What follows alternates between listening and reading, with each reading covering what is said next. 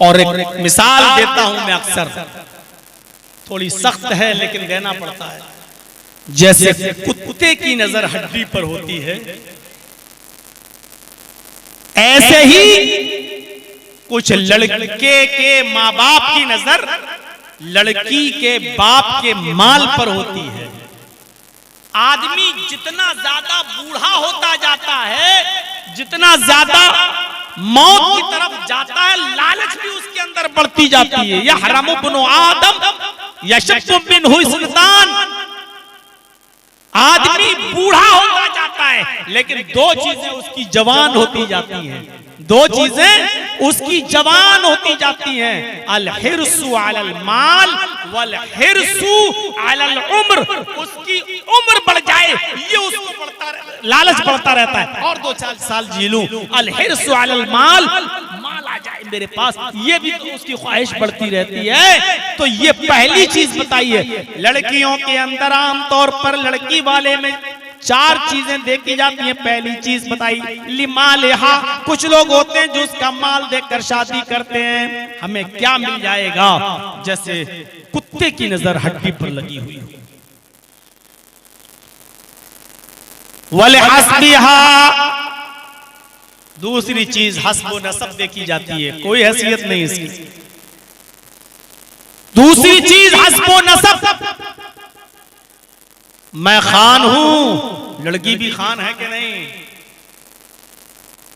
मैं आला खानदान का हूं, लड़की भी आला खानदान की है या नहीं, मेरा स्टेटस ये है, लड़की भी इस स्टेटस की है कि नहीं, मैं इतना पढ़ा लिखा हूं, लड़की भी इतनी पढ़ी लिखी है या नहीं, मेरा घर 5 मंजिल है, लड़की का घर भी इतना है कि नहीं। हस्बो नसब। और अल्लाह के नबी ने फरमाया अला कुल्लु शैइन मिन अम्रिल जाहिलियती तहता क़दमैया मौज़ून।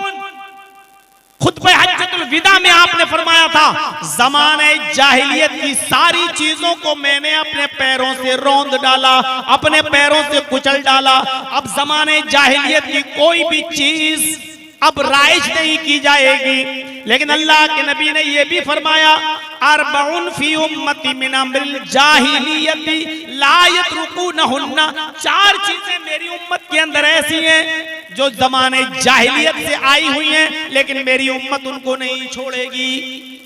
है तो वो गंदी, है तो वो बुरी चीज, लेकिन मेरी उम्मत उन्हें नहीं छोड़ेगी। 4 चीजों की तरफ इशारा फरमाया था, अरबउन फी उम्मती मिन अम्रिल जाहिलिया। 4 ऐसी चीजें हैं जो जमाने जाहिलियत की हैं, जो जाहिलियत के जमाने से चली आ रही हैं। मैंने उनको अपने पैरों से रौंद तो डाला, लेकिन मेरी उम्मत उनको छोड़ेगी नहीं, मेरी उम्मत उनको तर्क नहीं करेगी। यानी कयामत तक मेरी उम्मत के अंदर वो 4 चीजें पाई जाएंगी, लेकिन ये मैंने अपने पैरों से रौंद दी हैं। आपने फरमाया अल फख्रु फिल अहसाब। पहली चीज हसब में फख्र करेगा, अल फख्रु फिल अहसाब व तानु फिल अंसाब वल इस्तिस्काउ बिन नुजूम व नयाहतु।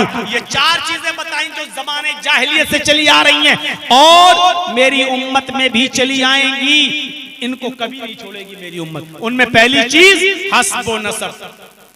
हसब, मैं खान हूं, मैं पठान हूं, मैं तुर्क हूं, मैं अंसारी हूं, मैं तेली हूं, मैं ये हूं, मैं वो हूं, मैं ऊंची कौम का हूं, मैं ऊंची कास्ट का हूं, ये चीज कभी मेरी कौम नहीं छोड़ेगी, मेरी उम्मत नहीं छोड़ेगी, जबकि इसकी कोई हैसियत नहीं है। अला बित्तक़वा, अल्लाह के यहां सिर्फ तकवा देखा जाएगा, कौम नहीं, नसब नहीं, हसब नहीं। और दूसरी चीज जो मेरी उम्मत नहीं छोड़ेगी वो तानु फिल अंसाब, नसब के अंदर ताना देना।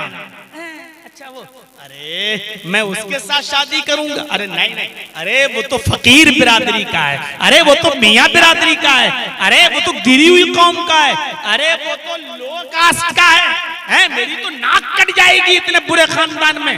वो नसब में ताना देगा, दूसरी चीज। और तीसरी चीज वल इस्तिस्काउ बिन नुजूम, मेरी उम्मत सितारों को देखकर बारिश हासिल करेगी।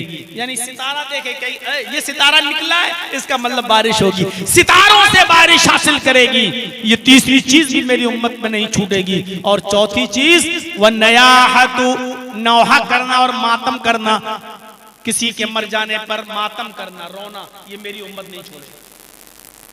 आज भी देख लीजिए, किसी का जवान बेटा मर जाए, छोटा बच्चा मर जाए, माए खिलौने निकाल लाती हैं, ओढ़नी इधर गई, कपड़ा इधर गया, सर सीना पीट रही हैं, करीबान चाक कर बेटा चला गया, ये खिलौने से कौन खेलेगा, रोती हैं, चीखती हैं, चिल्लाती हैं, करीबान चाक करती हैं, बाल नोचती हैं। वह नया हतु, मेरी उम्मत नौहा और मातम करना भी नहीं छोड़ेगी, जबकि ये हराम है।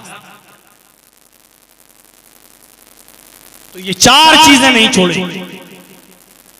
तो वल हसन, चार चीजें देखकर शादी करते हैं लोग। लड़की के अंदर लिमालिहा, पहली चीज क्या देखी जाती है, माल।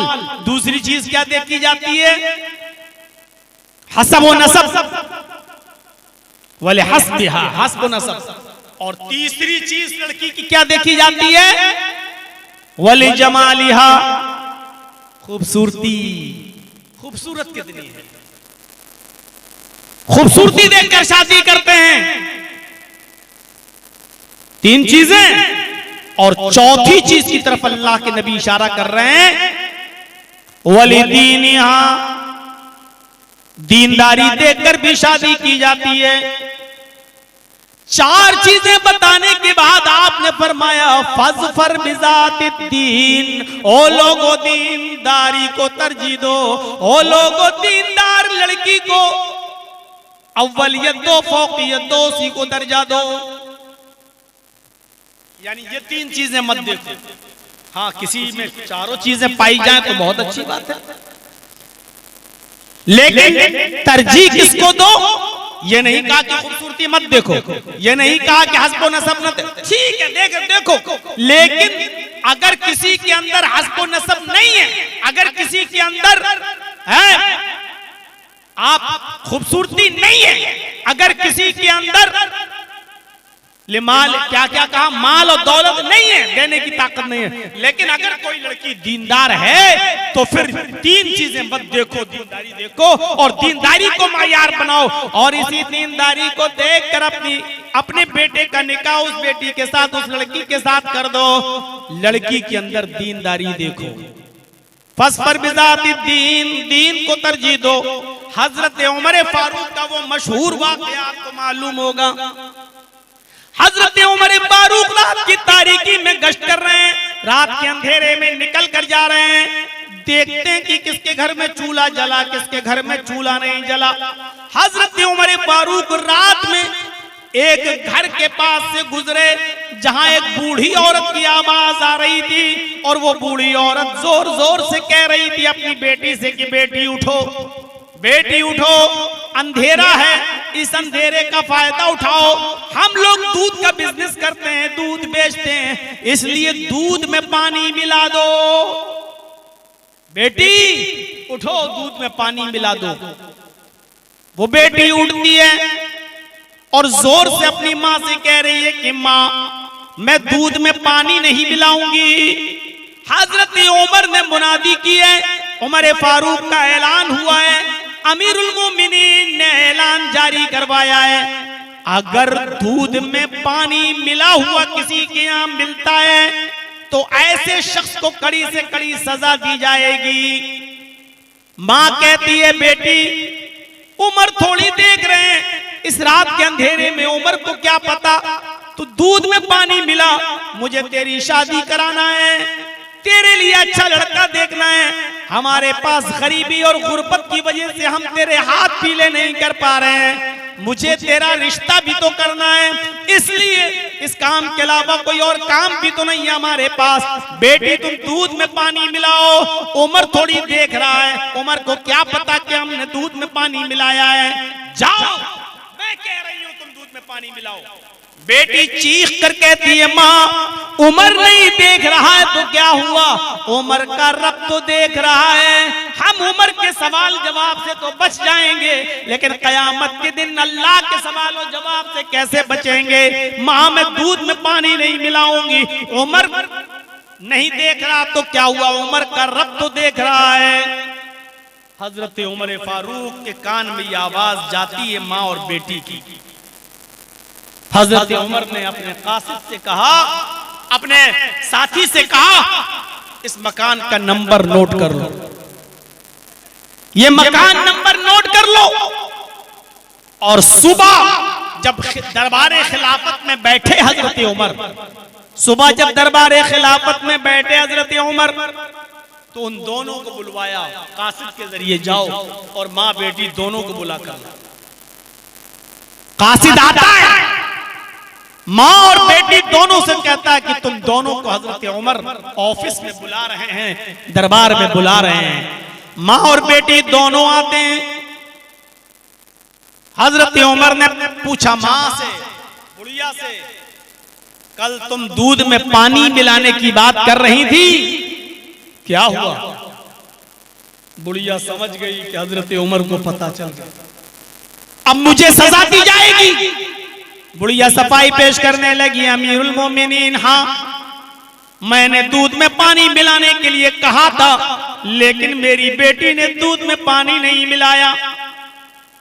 हजरत उमर ने कहा मैं ये भी जानता हूं कि तेरी बेटी ने दूध में पानी नहीं मिलाया, मैं जानता हूं, इसलिए तो तुम दोनों को मैंने यहां बुलाया है।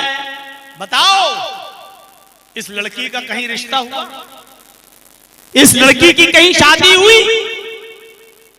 कहा नहीं अमीरुल मोमिनीन, मुझ जैसे गरीब लोगों को रिश्ता कहां मिलता है, गरीबी ने मजबूर कर दिया, इसलिए अभी इस लड़की का रिश्ता नहीं कर पाई, मैं कर दूंगी जल्दी। हजरत उमर फारूक ने कहा कि तुम्हें रिश्ता देखने की जरूरत नहीं है, मेरा बेटा खाली है और मैं अपने बेटे के लिए तुम्हारी बेटी का हाथ मांग रहा हूं, इसलिए नहीं कि तुम गरीब हो, बल्कि सिर्फ इसलिए कि तेरी बेटी से शादी अपने बेटे के साथ में इसलिए कर रहा हूं क्योंकि तेरी बेटी दीनदार है। ये उमर से नहीं, उमर के रब से डरती है, ये उमर से नहीं उमर के रब से डरती है। और मैं यही चाहता हूं कि लोग उमर से नहीं उमर के रब से डरने वाले बन जाएं। तेरी बेटी को उमर का खौफ नहीं है, उमर के रब का खौफ है, इसलिए मेरी बहू बनने के लायक है, मेरे बेटे की बीवी बनने के लायक है, मैंने अपने बेटे के लिए तेरी बेटी को पसंद किया है। कहने लगी मजाक मत करो अमीरुल मोमिनीन।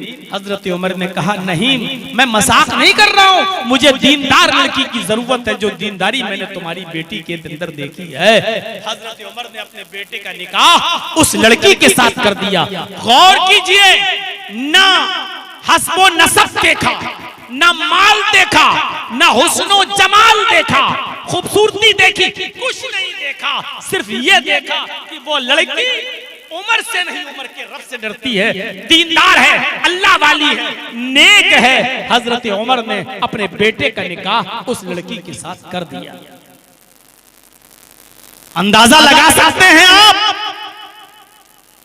खैर और बरकत आए कहां से आज हमारे घरों में। हमने दीनदारी को मायार बनाना छोड़ दिया है। ये तो लड़के वालों को हुक्म है कि लड़की के अंदर दीनदारी देखो। अब एक हदीस में आपके सामने पढ़ने जा रहा हूं जिसमें अल्लाह के नबी सल्लल्लाहु अलैहि वसल्लम लड़कियों वालों से कह रहे हैं, आए लड़कियों वालों, तुम्हारे पास जब कोई दीनदार लड़के का पैगाम आए तो उस पैगाम को तुम रायगा और बेकार न जाने देना। तुम्हें भी दीनदार लड़के के साथ अपनी बेटी का निकाह करना है। इज़ा ख़तबा इलैकुम मन तर्ज़ौना दीनहु व खुलुक़हु, इज़ा ख़तबा इलैकुम मन तर्ज़ौना दीनहु व खुलुक़हु फ़ज़व्विजूहु इल्ला तफ़अलूहु तकुन फ़ितनतुन फ़िल अर्ज़ि व फ़सादुन अरीज़। ये है वो हदीस। अल्लाह के नबी जनाब मोहम्मद रसूलुल्लाह सल्लल्लाहु अलैहि वसल्लम ने लड़कियों के माँ बाप से फरमाया, लड़कियों के माँ बाप को हुक्म दिया, आए लड़कियों वालों, आए लड़कियों के वली, आए लड़कियों के सरपरस्तों, आए लड़कियों के माँ बाप, जब तुम्हारे पास तुम्हारी बेटी के लिए, तुम्हारी बेटी से रिश्ते के लिए किसी लड़के का पैगाम तुम्हारे घर पे आए और वो लड़का दीनदार हो और वो लड़का बाखलाक हो, हैं बाखलाक हो, तरज़ौना दीनहु व खुलुकहु, उस लड़के का दीन और उसका अखलाक तुम्हें पसंद आ जाए, यानी उस लड़के की दीनदारी में तुम्हें कोई शिकायत नजर ना आए, उस लड़के के नेक होने में और बाखलाक होने में तुम्हें कोई कमी नजर ना आए, तो आए लड़कियों वालों, अपनी बेटी का निकाह उस लड़के के साथ कर दो, उसका पैगाम अपने घर से खाली मत जाने देना,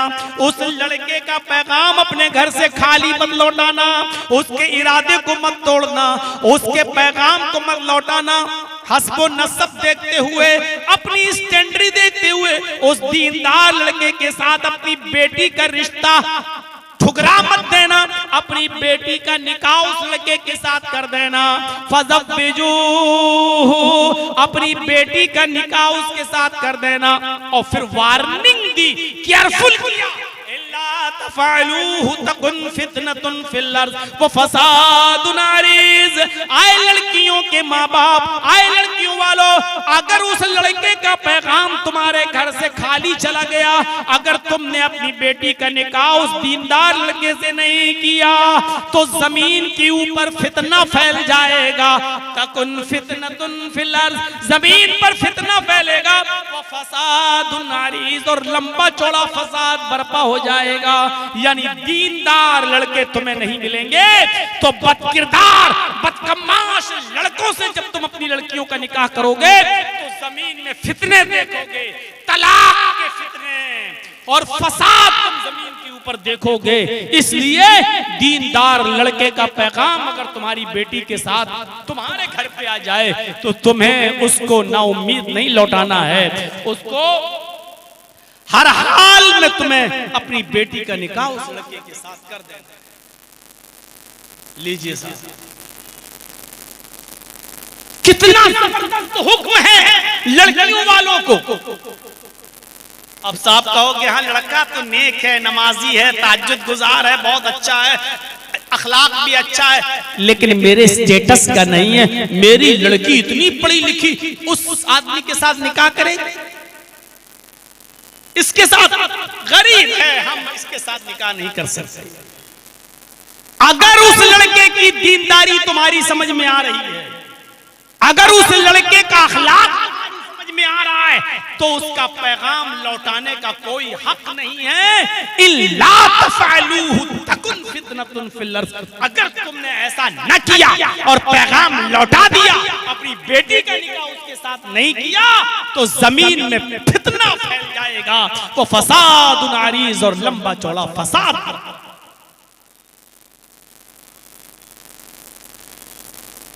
हर मुसलमान को गौर करना चाहिए, यहां जो बैठे सबको, और जहां तक मेरी आवाज जाए, क्या हम तो चाहते हैं कि जहेज न दे मेरी बेटी, लेकिन बेटी वाला क्या ये भी चाहता है कि दीनदार लड़का मिल जाए, हमें अच्छा लड़का मिले, शरीफ लड़का मिले। क्या आज हमारी सोसाइटी में ये हो रहा है? और नहीं हो रहा है तो ये कब होगा? एक लंबा अरसा गुजर चुका है मेरे भाइयों, तकरीरें और जलसे और जुलूस, रोजाना इश्तिहार देख लो, रोजाना पम्फलेट देख लो, रोजाना इजलास देख लो, लेकिन सुधार कितना है ये हर इंसान अपने गरीबान में मुंह डालकर देखे। और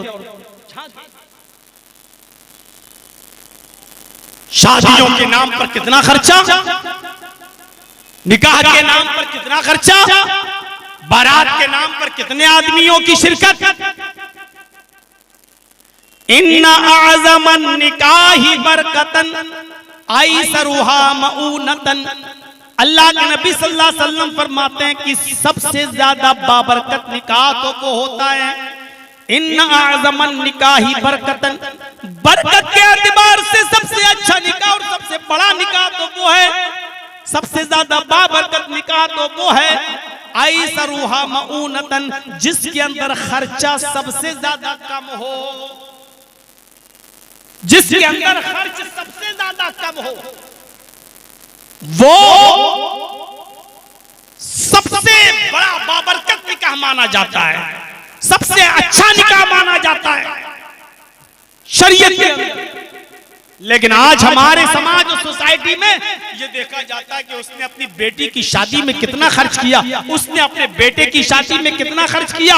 आज खर्च से मायार देखा जाता है कि किसकी शादी अच्छी हुई किसकी बुरी। अल्लाह के रसूल ने अच्छी और बुरी शादी, बाबरकत और गैर बरकती शादी की निशानदेही बताती है। आपने फरमाया इन्ना अज़मन निकाही बरकतन अयसरुहा मऊनतन, बरकत के एतबार से सबसे अच्छा निकाह वो है, सबसे बड़ा निकाह वो है, सबसे बाबरकत निकाह वो है जिसके अंदर खर्चा सबसे ज्यादा कम हो। यानी जिस शादी में खर्चा जितना कम होगा वो उतना ही बाबरकत निकाह होगा। इसका उल्टा मफहूम अगर आप निकालेंगे तो इसका उल्टा मफहूम ये निकलेगा, जिस निकाह में खर्चा जितना ज्यादा होगा वो बरकत के एतबार से उतना ही खाली होगा। जिस निकाह में जितना ज्यादा खर्चा होगा बरकत के एतबार से वो इतना कमजोर होगा वो निकाह। फजूल खर्ची हमारे समाज को खा गई, हमारे समाज को चाट गई, हमें तहस नहस कर दिया। अरे